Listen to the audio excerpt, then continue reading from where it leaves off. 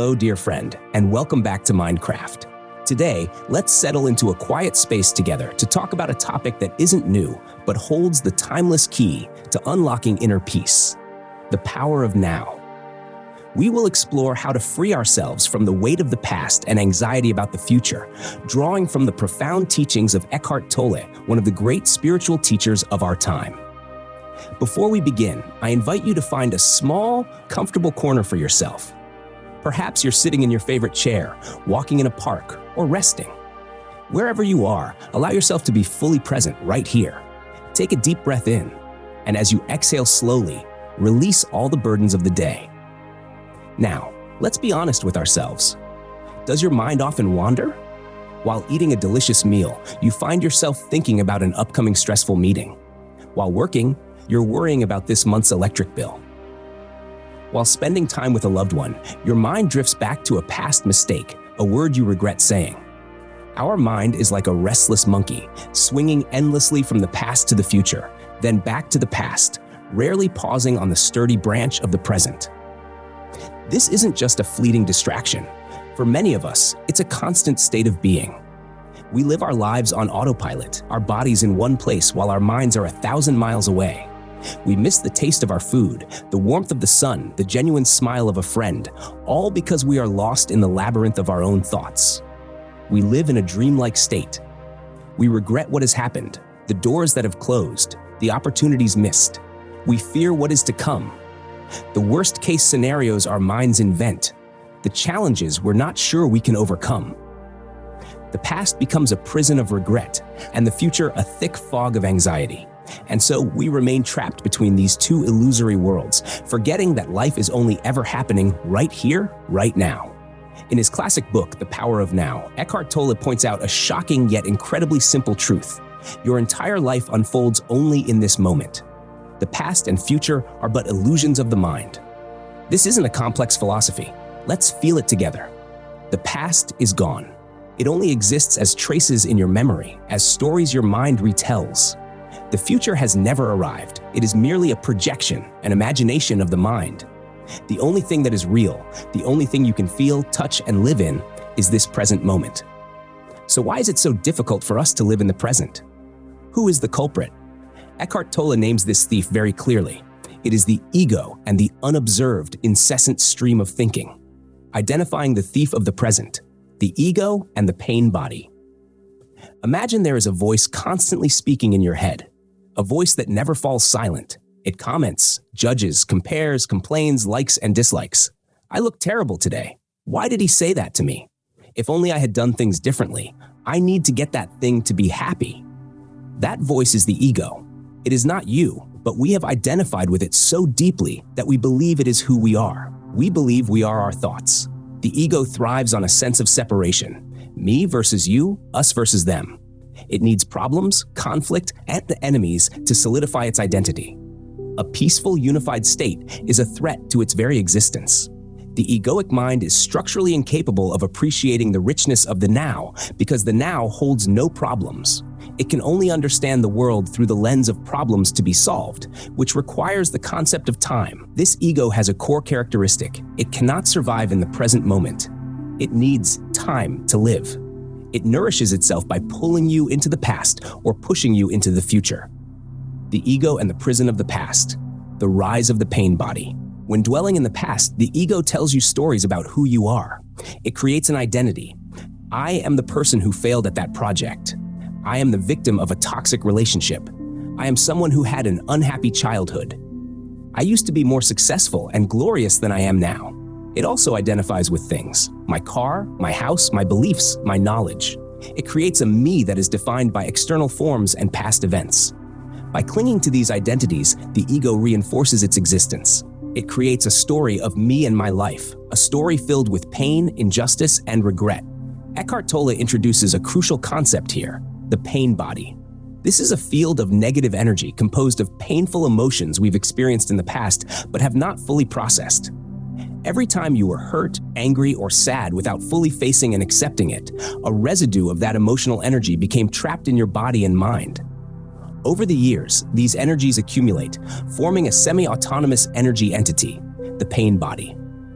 This isn't just an individual phenomenon. There are also collective pain bodies, national, racial, or gender-based, that are passed down through generations, fueling cycles of conflict and suffering. Think of the lingering trauma from wars, slavery, or deep-seated societal divisions that continue to manifest as conflict and mistrust today. These are collective pain bodies at work on a massive scale. The pain body has two states, dormant and active. When it's dormant, you might feel perfectly fine, but a single word, event, or thought that triggers an old wound can activate it.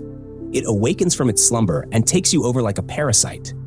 When possessed by the pain body, you are no longer yourself.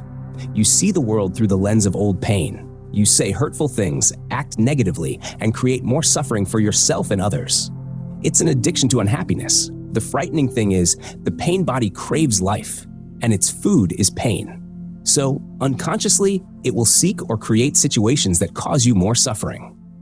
It will misinterpret others' words to feel offended. It will dredge up sad memories for you to wallow in. It loves tragic movies and sorrowful music. It wants to feed on negativity, and it's clever enough to provoke negativity in others just to get a reaction it can feed on. Do you recognize this in yourself? Those times you suddenly become angry for no reason or feel overwhelmingly sad without understanding why. That is very likely the pain body being activated. Recognizing it is the first step to freeing yourself from it. The moment you notice it, you are no longer it. You are the one who notices. This is the beginning of the end for the pain body. The ego and the illusion of the future, the endless trap of seeking. If the past is where the ego builds its identity on pain, the future is where it projects its hope for salvation. The ego constantly tells you that this present moment is not good enough. Something is missing. Happiness, peace, and fulfillment are always somewhere else in the future. When I get that job, I'll be happy. When I pay off my debt, I'll be free. When I find the perfect partner, my life will truly begin. If I can just get through this difficult period, I'll find peace. This is the most subtle and common trap of the mind, sometimes called the arrival fallacy. The future is always painted as a paradise where all of today's problems will be solved. But this is an illusion, because when you achieve that thing, the ego will never be satisfied. It will set a new goal, a new condition for happiness. Okay, I have the job, but now I need a promotion. Okay, the debt is paid, but now I need to buy a house. This cycle repeats endlessly, and you keep chasing an illusion, missing the joy and completeness available in the present. This constant striving creates a low-level, background hum of anxiety and dissatisfaction that we accept as our normal state. Anxiety is a byproduct of this trap. You create negative scenarios in your head about the future. What if I don't achieve it? And then react to them emotionally and physically as if they were actually happening. Your heart races, your body tenses, your mind is in turmoil, all because of a story about the future you've created yourself. So, we live in an almost dreamlike state, controlled by a voice in our head, pulled to the past by the pain body, and pushed toward the future by illusions of fulfillment. We have lost contact with the most precious thing, life, happening right now. The truth is, you are not the voice in your head. You are not the pain body. You are the awareness behind that voice. You are the silent space in which all thoughts and emotions come and go. And this is the doorway to liberation, the key to the present, gateways for practice. Escaping the prison of the mind doesn't mean you have to stop thinking. That's impossible and unnecessary. It means you stop identifying with your thoughts. You become the silent observer. This is the essence of mindfulness. Mindfulness is not a complex technique or a transcendent state. It is simply paying attention on purpose, in the present moment, without judgment. It is the art of bringing your awareness to the most ordinary activities. Eckhart Tolle offers several practical and powerful methods or portals to help us step into the now. They don't require you to meditate for hours on a mountaintop. You can practice them right here, right now. First gateway, observing the thinker. This is the first and most crucial step. It's like waking up inside a dream. You suddenly realize that the dream characters and events are not real, and you are the dreamer. Similarly, observing the thinker allows you to realize you are not your thoughts. You are the awareness behind them. This thinking is often a compulsion, an addiction, not a conscious choice. By observing it, you begin to break that compulsion. Try doing this right now. Listen to the voice in your head. What is it saying? Perhaps it's commenting, "This talk is pretty good," or "I wonder what's for dinner later." Don't try to stop it. Don't judge it. Just notice that a voice is speaking. Listen to it as if you were listening to someone else's voice. When you do this, something magical happens. As you begin to observe the thinker, a higher level of consciousness is activated. You create a small gap between you, the observer, and the mind, the observed. In that gap lies freedom. In that gap lies peace. Make it a habit. Whenever you can, take a step back and observe your mind. When you're waiting at a red light, standing in line, or taking a walk, instead of being swept away by the stream of thought, become its silent witness. You'll realize that 90% of these thoughts are repetitive, useless, and often negative. When you recognize this without judgment, they gradually lose their power over you. They become like clouds passing through the sky of your awareness. They are no longer you. Second gateway, focusing on the inner body. This is one of the most powerful gateways into the present moment. Our minds can take us to the past or future, but our bodies are always in the present. To feel your inner body is to explore your own inner landscape, a place of deep intelligence and stillness that lies beneath the noise of the mind. This practice is a potent antidote to anxiety and panic attacks, as it immediately grounds you in the tangible reality of your own being. Try it now. You can close your eyes or not. Direct your attention inward. Can you feel the subtle aliveness inside your hands? You don't need to think about it, just feel it. A light tingling, a warmth, a flow of energy. Now try to feel the life in your feet, in your legs, in your abdomen, in your chest. Let your awareness spread throughout your body like a warm mist. Feel your entire body as a vibrant field of energy. When you do this, you are withdrawing the energy of awareness from the stream of thought and anchoring it in the body. You are immediately pulled into the present. This is an incredibly strong anchor. Whenever you feel anxious or caught in negative thoughts, immediately turn your attention to your inner body. Just a few seconds of this is enough to break the mental spiral and bring you a sense of grounding and peace. This also helps to dissolve the pain body, as it cannot survive in the light of your presence. Third gateway, the breath, an ever-present door. The breath is a wonderful gift of life.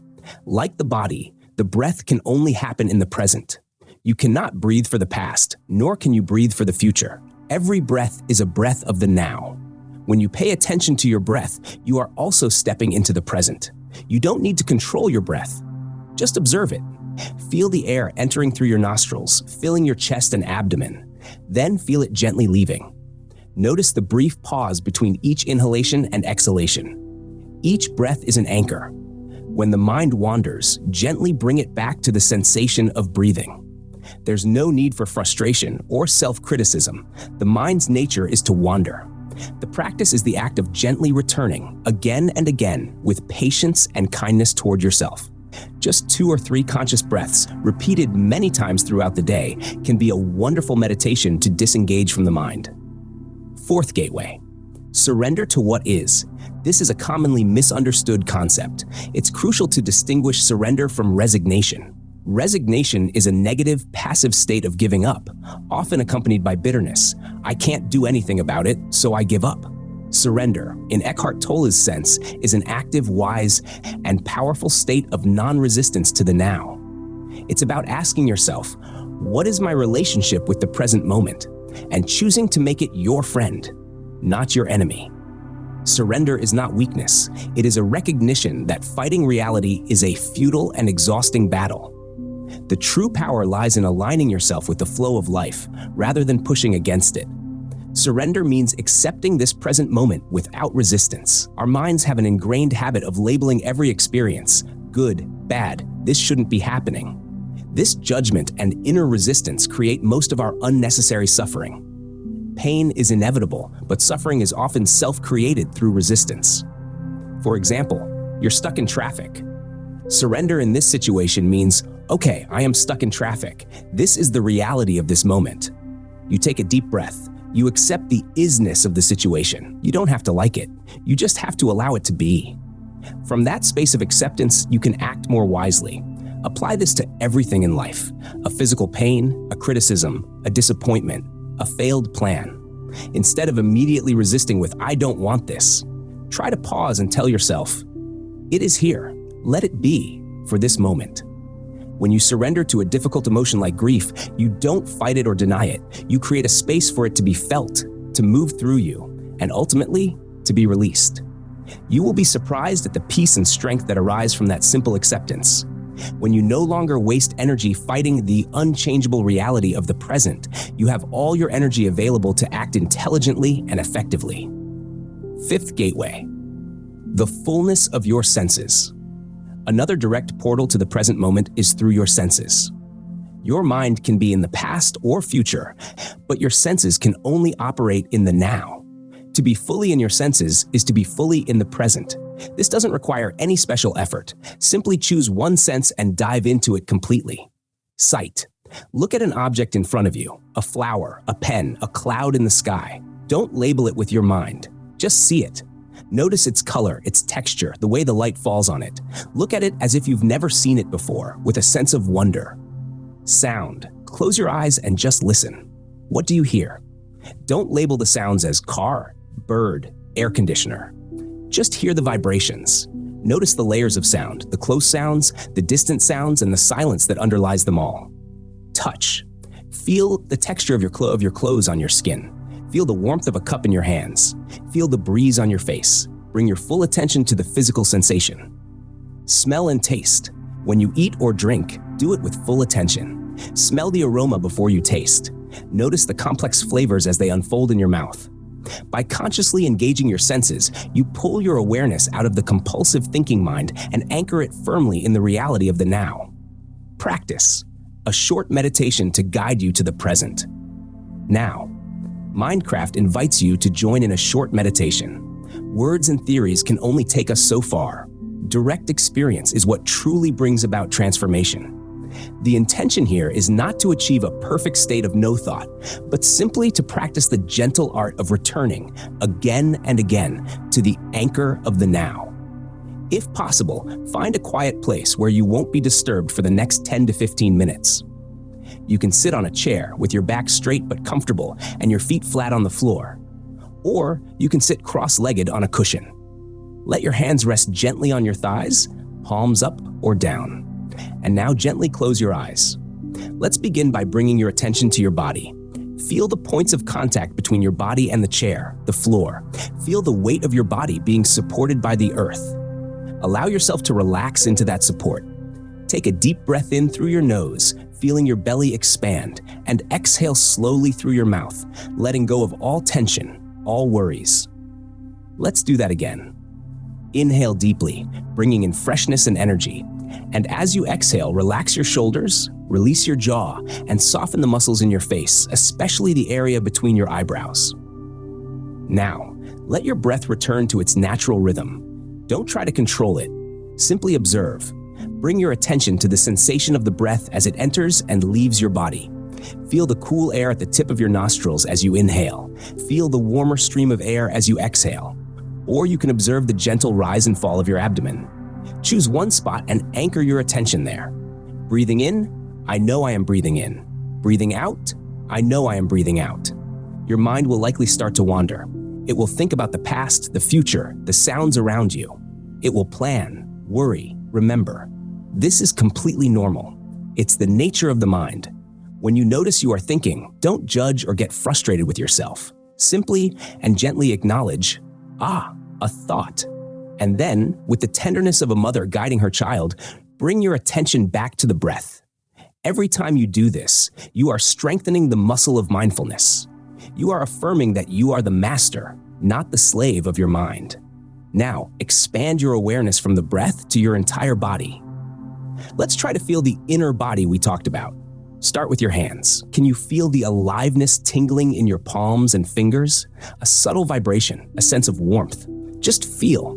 Don't visualize. Let that awareness spread up your arms, to your shoulders, down into your chest and abdomen.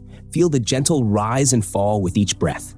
Now feel the aliveness in your legs, from your thighs down to your knees, your calves, and especially in the soles of your feet.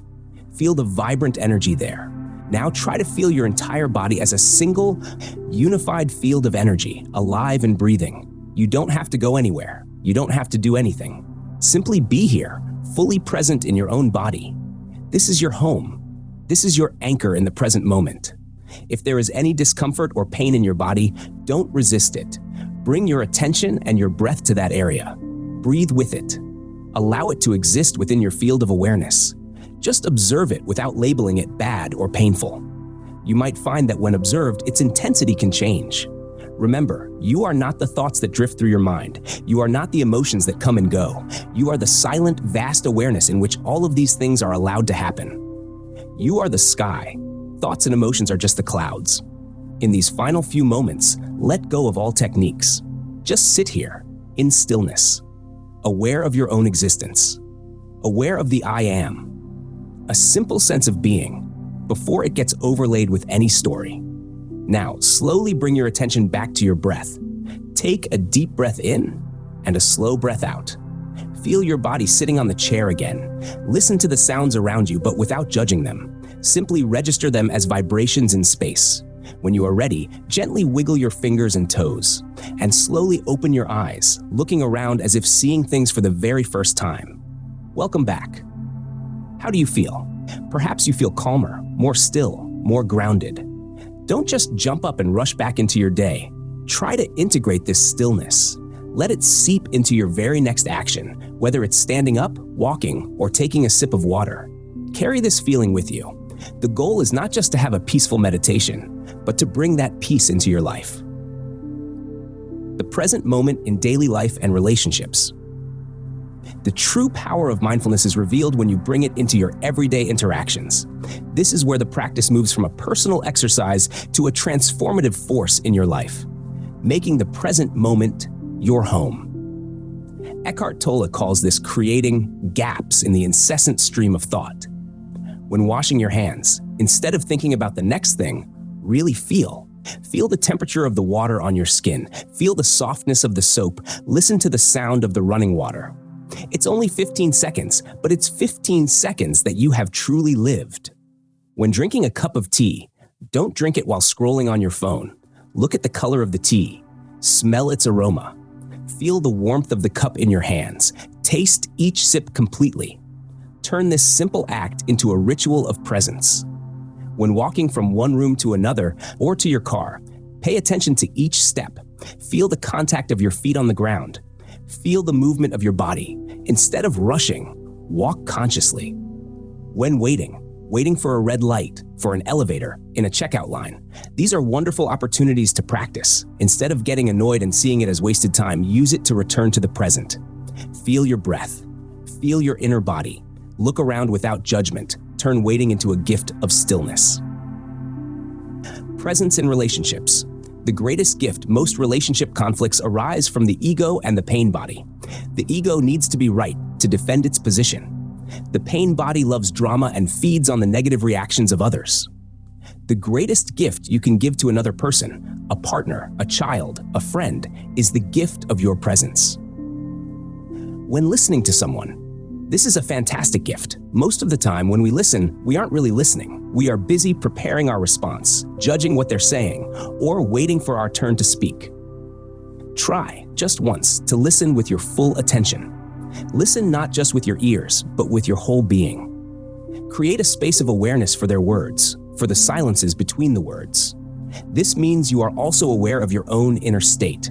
You notice your own ego's desire to interrupt or judge, and you simply let it be without acting on it. When you do this, you connect with them on a much deeper level, and you might even hear what they aren't saying. Handling conflict with presence. When a disagreement arises, can you be the space for the conflict instead of being the conflict itself? This means observing your own emotional reaction, the anger, the defensiveness as it arises. This is your pain body. By noticing it, you create a gap. You don't have to act on it. From that space of stillness, you can respond to the situation, act rather than react from your old conditioning. You can speak your truth without the need to attack, and you can listen to their perspective without the need to defend. This is how you break the destructive cycles of conflict. Presence at work, a new way of operating. The workplace is often a hotbed of stress, competition, and egoic behavior. Bringing presence into this environment can be revolutionary. Creativity and problem solving. The egoic mind, with its constant chatter and fear of failure, is a major obstacle to true creativity. When you become present, you quiet the inner critic. This allows for new ideas and intuitive solutions to emerge from a deeper level of intelligence. You're no longer trying to force a solution, you're allowing it to arise. Reducing stress. Most workplace stress comes from worrying about future deadlines, outcomes, and what others think of you, or ruminating on past mistakes. By focusing on the task at hand, one task at a time, you eliminate this psychological burden. You simply do what you need to do, now. The quality of your work improves, and your inner state remains peaceful. Effective communication. Just as in personal relationships, presence transforms communication with colleagues. When you listen without the ego's agenda, you understand situations more clearly. When you speak from a place of presence, your words have more weight and clarity, free from the charge of reactivity or defensiveness. Clarifying common questions. When we begin to practice living in the present, our logical minds may raise a few questions. This is completely natural. Let's clarify a few points together. How can I plan for the future if I live in the present? This is an important distinction Eckhart Tolle makes, the difference between clock time and psychological time. Clock time is the practical tool we use to organize our lives. You use it to set an appointment, to plan a project, to remember a lesson. Using clock time happens in the present. You are sitting here right now and planning. Your attention remains in the now. Psychological time is when you live in the past or future mentally. It's when you constantly beat yourself up over a mistake, psychological past, or worry incessantly on an upcoming event, psychological future. This is the source of suffering. So, by all means, use clock time, but do it with your full attention in the present moment, without getting caught in the trap of regret and worry. When you are done planning, return to the present. Does living in the present make me lose motivation? Quite the opposite. Motivation that comes from anxiety and fear, I have to do this or else, is a negative driver. It burns you out and causes stress. When you act from the space of the present moment, your actions are inspired by a deeper source of energy. It's no longer the ego's reaction, wanting to prove something or fill a void. Instead, it's the flow of intelligence and creativity. When your mind is still, you can access a greater intelligence. Your actions become more effective, powerful, and harmonious. You work with the flow of life instead of against it. What if my present moment is truly awful? This is the greatest challenge and also the most profound opportunity for practice. In situations like these, acceptance does not mean you say, I like this pain. Acceptance here means you stop the inner resistance. You stop telling the story in your head about how this shouldn't be happening, why me? This resistance creates a second layer of suffering. Instead, bring your attention to the feeling itself. If it's physical pain, observe it as a pure sensation. If it's sadness, allow yourself to feel the sadness completely. By allowing reality to be as it is, you will find a deep peace even in the midst of the storm. You realize that you are bigger than the pain. You are the space that holds the pain. And from that space, true strength and healing can arise. Won't I become irresponsible if I'm always in the now? This is a common fear, but true responsibility, the ability to respond, can only arise from the present moment. Acting from past guilt or future fear is not responsibility. It is a reaction.